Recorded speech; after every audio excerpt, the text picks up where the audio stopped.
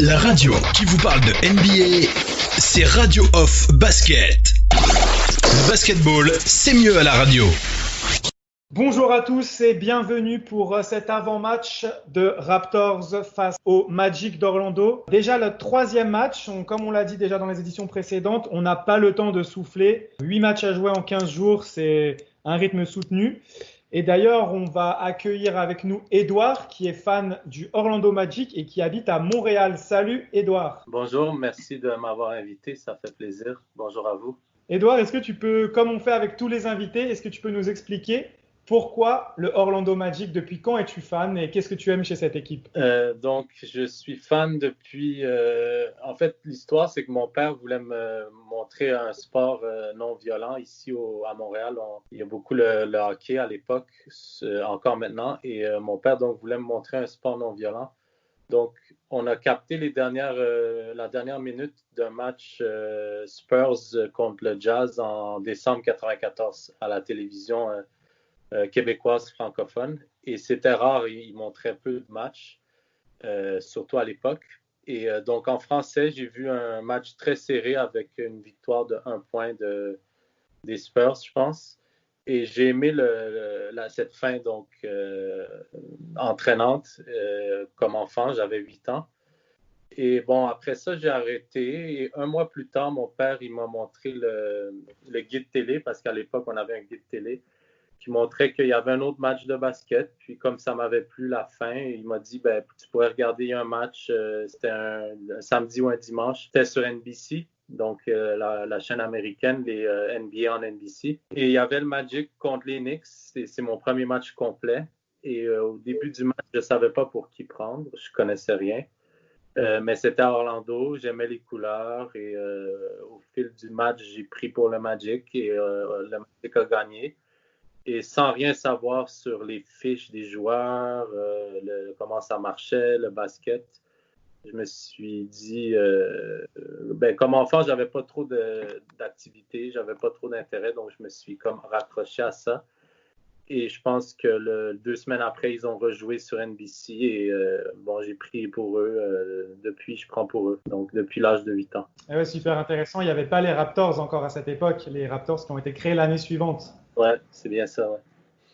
Et du coup, entre-temps, tu t'es pas dit non, Raptors, t'es resté pour le Magic parce que c'était l'équipe du début. Ouais. Super intéressant. Ouais. Avec moi aujourd'hui également, pour représenter les Raptors, on a Max de Raptors Belgique. Salut Max. Bonjour Mike, bonjour Edouard, bonjour à tous. Bonjour. On va démarrer tout de suite comme on fait d'habitude. On va partir sur un peu le point sur où en sont les deux équipes. Est-ce que tu peux nous faire le point sur ce début de compétition pour le Magic dans la bulle? 2 victoires en 2 matchs pour l'instant. Malheureusement, la blessure de Jonathan Isaac. Quel est ton regard un peu sur ce début de reprise pour le Magic? Donc, c'est bien. Moi, je pense qu'on n'a pas personne à l'avantage du terrain, mais que ça soit Orlando, je trouve en quelque sorte qu'on a un certain avantage, les employés de l'hôtel. Et juste psychologiquement, je pense que les gars sont fiers de jouer à la maison. Je pense qu'on joue avec une grande intensité en défense, tout comme les Raptors d'ailleurs. Et je pense que notre attaque dépend toujours un peu de notre défense. Si on défend bien, ça nous permet, en plus de faire des fast breaks, je pense que psychologiquement, ça nous donne de l'énergie pour après que les paniers rentrent plus. Et notre équipe, elle n'est pas très offensive en général, mais dernièrement et depuis les 2 matchs maintenant et même avant, ça rentre bien. Bon, on n'a pas de joueur qui va créer, mais nos paniers rentrent. Evan, ça rentre. Vucevic, ça rentre. Même Gordon, ça rentre. Donc, on joue très bien. On est 2-0 avec des grosses victoires et avec des pointages à la mi-temps de 70 et plus. On joue bien. On est 2-0 et on joue bien. Ce qu'il faut savoir, c'est qu'on enregistre l'émission ce mardi 4 août, mais elle sera diffusée le 5 du coup. Le Magic jouait face à Indiana pendant cette nuit. Donc, on aura le résultat demain matin. Est-ce que tu penses que ça peut avoir une influence sur la rencontre de demain, parce qu'ils vont jouer en back-to-back du coup? Oui, toujours. Mais je pense que avec avec la bulle, je pense que les gars sont excités de jouer. Ça fait longtemps qu'ils n'ont pas joué. Et, je pense que l'avantage est moins pour les Raptors qu'habituellement dans un back-to-back, selon moi. Oui, et puis il n'y a pas les déplacements d'avion, etc. C'est pas un back-to-back ordinaire, quoi. Ils retournent à l'hôtel de quelques centaines de mètres. Donc je pense que les back-to-back, c'est surtout dans les jambes, c'est pas dans la tête ou dans la fatigue, quoi. Ouais, c'est vrai. Parfait, Max, tu as enchaîné. Fais-nous un peu le point également sur la situation pour les Raptors. C'est similaire, 2 victoires, 0 défaite. 2 victoires, 0 défaite, effectivement, contre des gros adversaires, les Lakers, les Heat. Donc, tous les voyants sont au vert à l'heure actuelle. Et on attend justement d'ailleurs ce soir, enfin cette nuit, on n'a pas le résultat non plus de Celtic Heat, qui est un match assez important pour nous, pour la course à la 2e place. Je pense que si le résultat est favorable et que le Heat venait à gagner, une victoire demain contre Orlando nous permettrait d'assurer, je pense, la 2e place, puisqu'il resterait 5 matchs à jouer. On aurait 5 matchs d'avance sur le Celtic. Edouard, peux-tu nous faire le point sur l'effectif du Magic? Est-ce qu'il y a des absents, des blessés en dehors de Jonathan Isaac? Et est-ce que tu veux dire un petit mot par rapport à lui? C'est vraiment triste ce qui lui est arrivé. Ouais, pour Isaac, c'est la pire blessure sur le coup que j'ai vue en 25 ans de fan du Magic.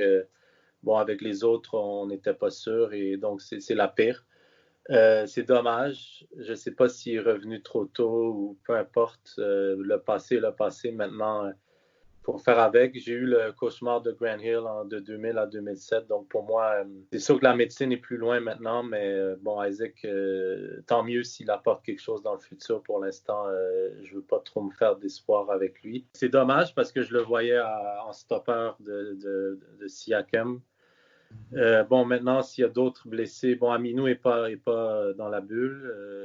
Il est blessé depuis le premier quart de la saison. Sinon, non. Evan, maintenant, il est en forme. Il est rétabli à 100%. Il joue.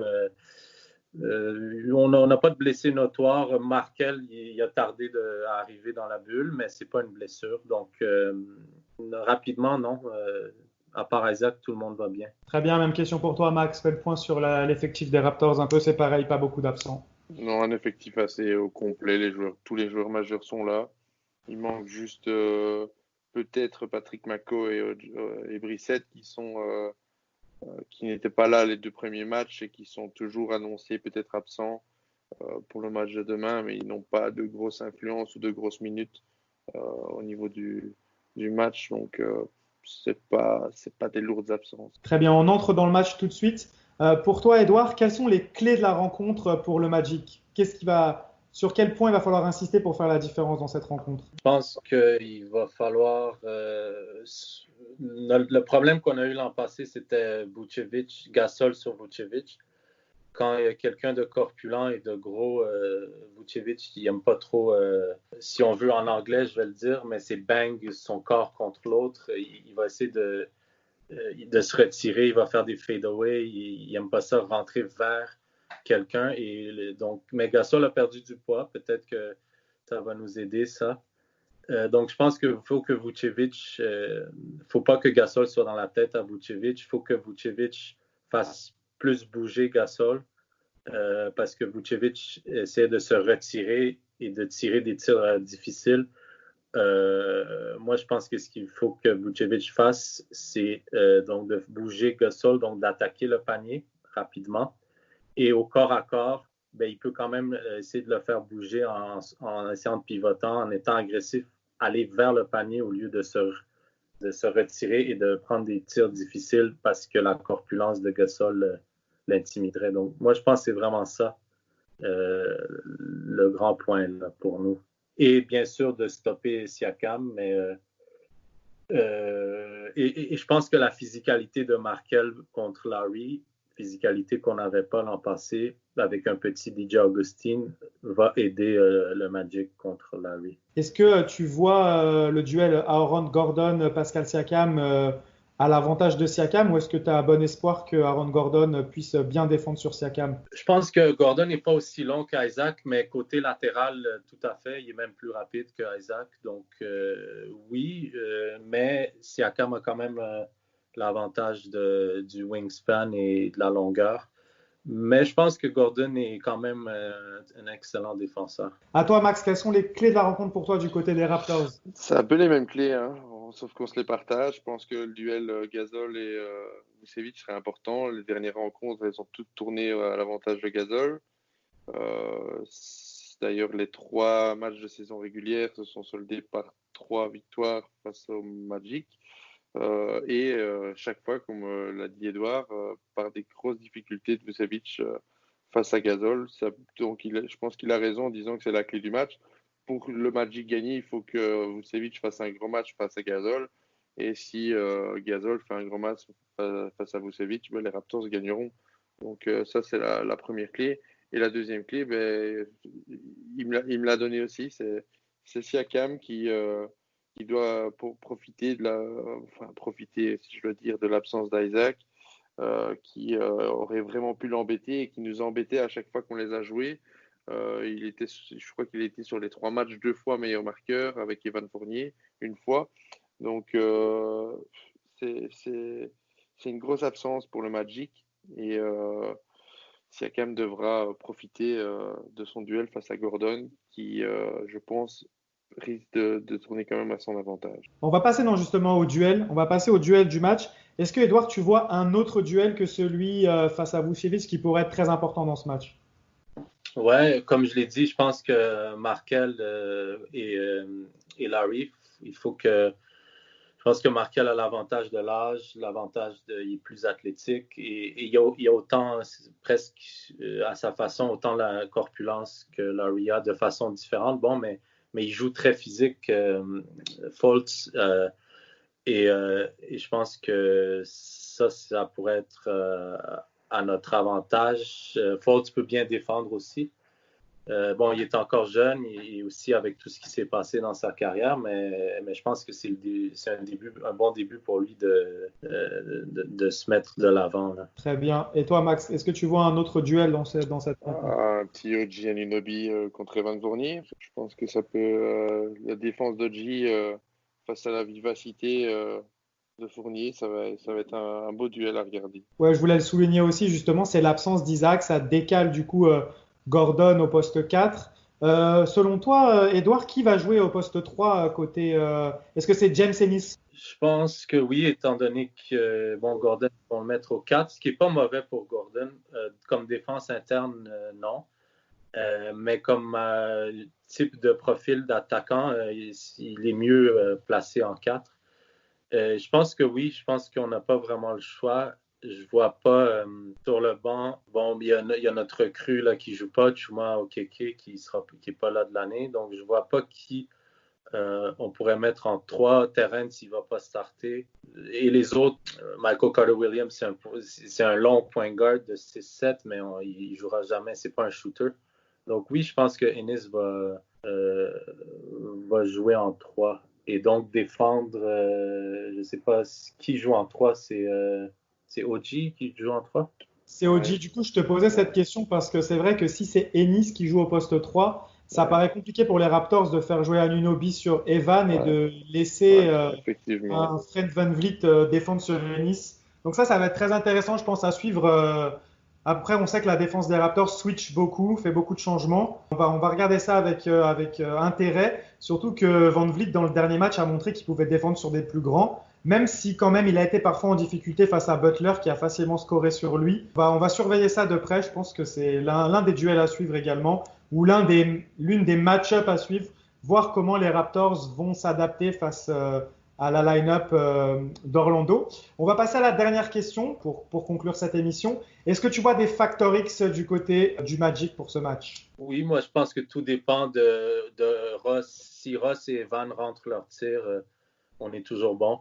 Donc vraiment, si Ross, Evan et aussi l'intensité des fois de Michael Carter-Williams en transition et en défense. Mais moi, je dis toujours que si Ross rentre ces 3 de nulle part, là, quand il saute sans presque dribbler, en se retournant, en coupant, je pense que c'est vraiment le facteur X pour nous. C'est toujours si Terrence Ross rentre ses shots. Oui, tout à fait. En plus, il aime bien jouer contre Toronto, son ancienne équipe. Il a souvent de la réussite face à cette équipe.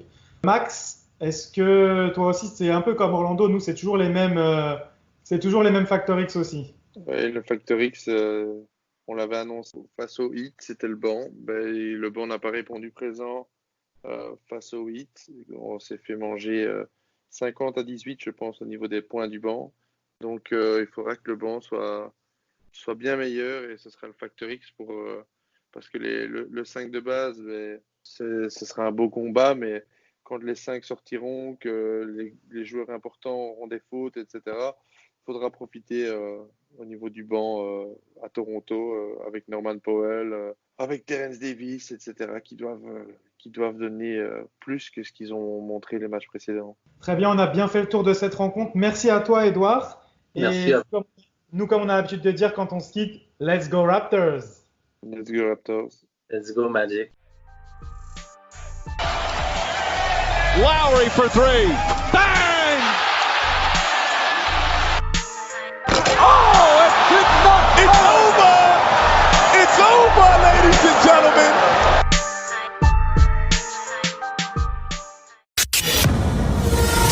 La radio qui vous parle de NBA, c'est Radio Off Basket. Le basketball, c'est mieux à la radio.